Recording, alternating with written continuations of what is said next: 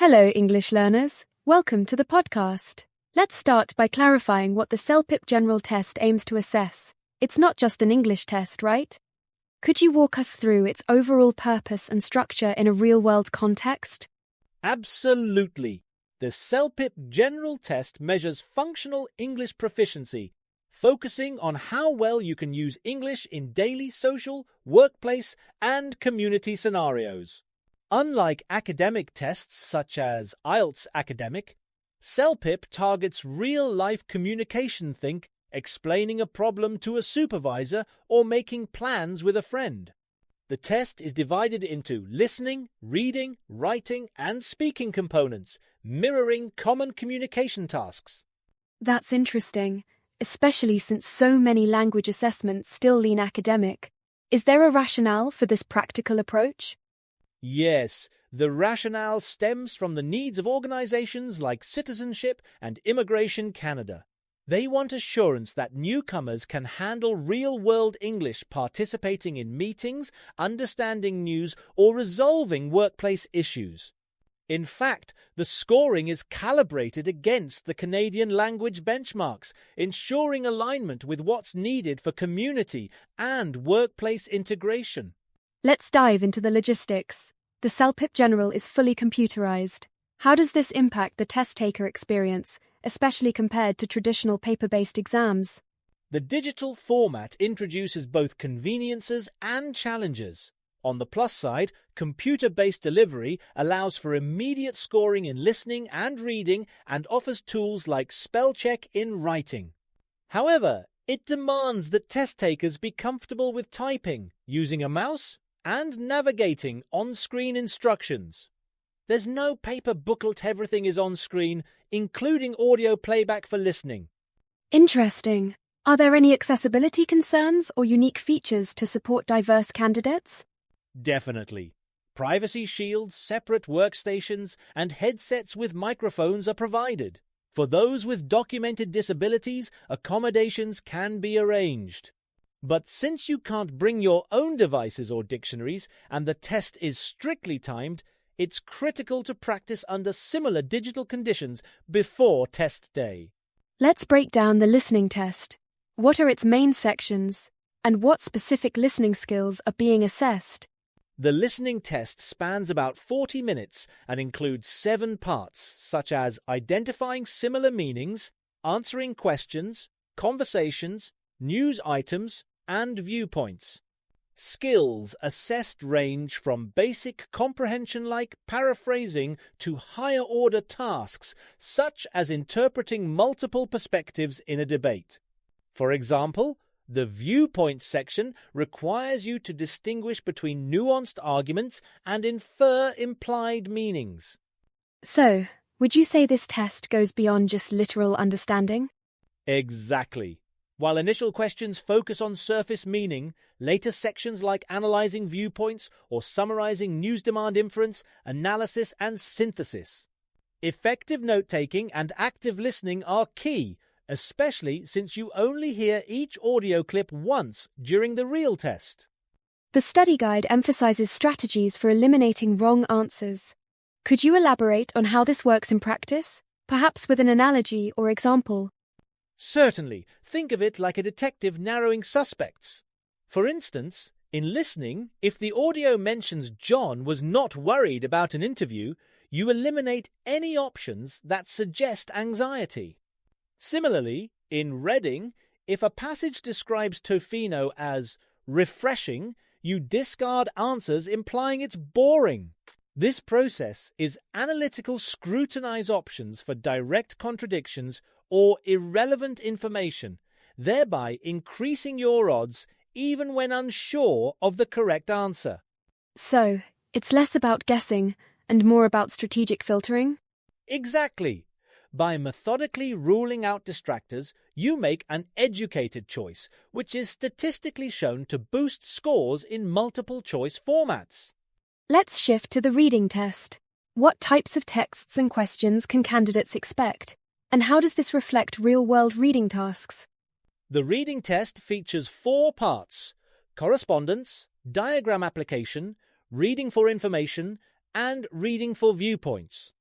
You'll encounter emails, business letters, charts, and opinion article smearing documents you'd handle at work or in daily life. Questions often require skimming for gist, scanning for facts, or matching paraphrase statements to supporting paragraphs. How critical is time management given these varied tasks? Crucial. Each section has suggested time limits, but you control pacing within sections. Since complexity increases as you progress, strong skimming and scanning skills are vital to avoid running out of time on tougher, inference-based questions.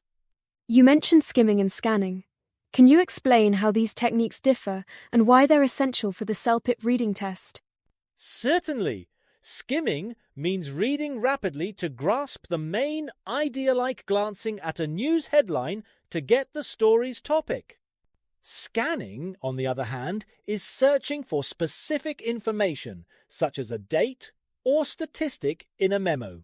On CELPIP, you might skim a letter to understand tone, then scan for precise details to answer targeted questions. Practicing both increases efficiency and accuracy, especially under time constraints. So, are these strategies transferable to real-life settings? Absolutely. These are core workplace skills finding, a key policy in a manual, or quickly reviewing meeting notes. Mastering them for CELPIP has tangible benefits beyond the test. Moving to the writing test, what are the key criteria raters use?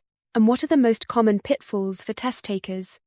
Raters assess 4 main areas: coherence, lexical range, readability, and task fulfillment. Coherence means logical organization. Lexical range covers vocabulary breadth and appropriateness. Readability is about grammar and sentence variety, and task fulfillment checks if you addressed all prompt aspects. Common pitfalls include ignoring part of the prompt, using repetitive vocabulary, and writing outside the prescribed word count, either too short or too long, which can lower scores.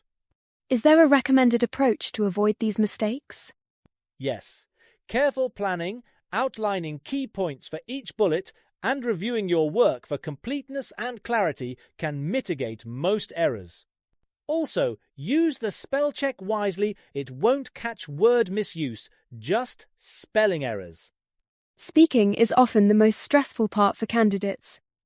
What does the CELPIP speaking test look like? And how can test takers manage nerves while maximizing their score? The speaking test contains 8 tasks, each simulating everyday situations, such as giving advice, dealing with difficult scenarios, or expressing opinions. Responses are recorded on the computer and later rated by trained evaluators. Anxiety is normal, but candidates can prepare by practicing with a timer, recording themselves, and focusing on clarity and organization.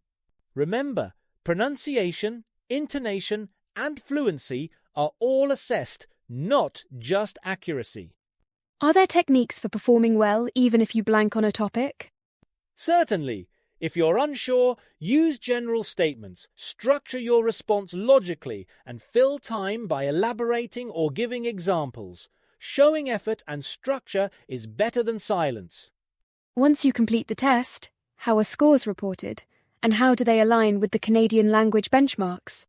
Scores are reported separately for listening, reading, writing, and speaking, each on a 12-point scale linked to the CLB system.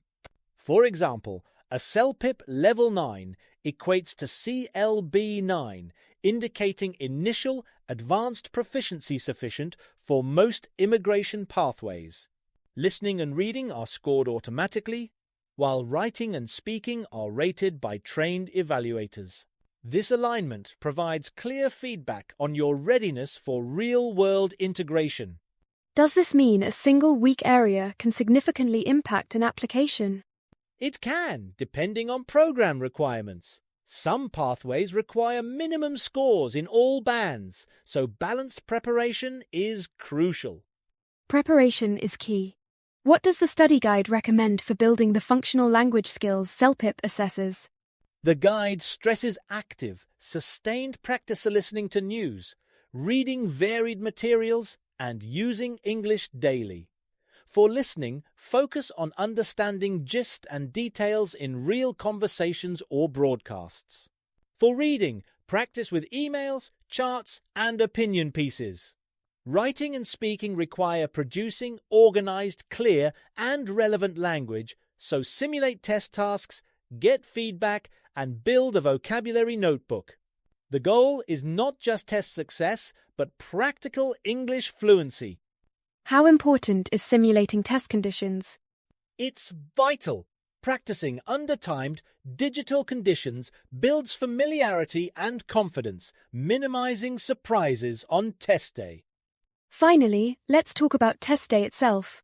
What logistical tips and final advice do you have for maximizing performance under pressure? Arrive early with all required documents, ID, and admission ticket. Bring nothing extra, as personal items aren't allowed. Familiarize yourself with the computer setup during the initial minutes. Manage time vigilantly. Don't dwell too long on any question, and always attempt every item, since there's no penalty for incorrect answers. If you hit a mental block, move on and return later if possible. The key is steady focus and applying strategies you've practiced. So, preparation, practice, and composure are really the trifecta for CELPIP success. Exactly. Combine technical familiarity with genuine language skill, and you'll be set not just for the test, but for functional English use in Canadian society.